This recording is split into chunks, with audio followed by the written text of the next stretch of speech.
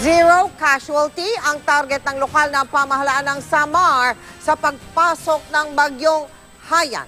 Pero ang ilang residente na mga bahaing barangay, tinanggihan munang mungkahing maagang paglikas na mga nasa daraanan ng bagyo. Pakikiramdaman daw muna nila kung kailangan talagang iwan ang kanilang mga bahay. Nakatutok si Katrina Son.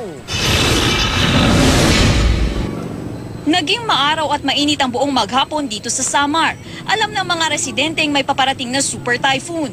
Naghahanda naman sila pero pakikiramdaman daw muna ang bagyo kung kailangan nilang lumikas. Wala pa kami i-ready pero alam na namin na may darating na bagyo. Kailan kayo magre-ready, kuya?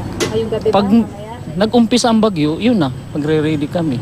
Pag dumating yung bagyo, siyempre, nakikita naman ito kung anong malakas. Pag lumakas na talaga ang bagyo, siyempre, yan na, makakaalis na dun sa mataas na lugar. Ito nga ang barangay San Andres dito sa Catbalogan City. Isa raw ito sa mga binabantayan na lugar dito dahil kapag nagtuloy-tuloy ang malakas na ulan, karaniwang lumulubog daw ang barangay na ito. Paano ba naman kasi ang tubig raw sa ilog na ito ay tumataas at umaabot dito sa tulay na ito. Naghahanda na ang lokal na pamahalaan. Sa emergency meeting ng PDRRMC sa Northern Samar, zero casualty ang target. Unang hakbang ang preventive evacuation. Babantayan din ang mga barangay na nasa mga isla coastlines, kabilang sa 5 island municipalities, ang San Vicente, Capul, San Antonio, Biri at Lawang.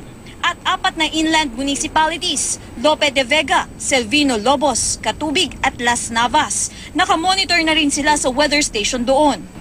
Tapos we're also coordinating with the different municipalities. Na-deploy na nila yung mga emergency response teams. Nakapag-suspend na sila ng classes effective tomorrow. At saka yung mga government workers ng LGU Tarangnan suspended na since Friday. Handa naman na raw ang mga evacuation center. At maging sa mga supply na kakailanganin tulad ng water purifier, portable toilet at dividers. Sa Catbalogan City, nakahanda na rin daw ang mga sasakyan na gagamitin pang rescue, floating devices, harness, chainsaw at lubid para sa flood-prone at landslide-prone areas. Nagpasa ng resolution declaring city as imminent danger na.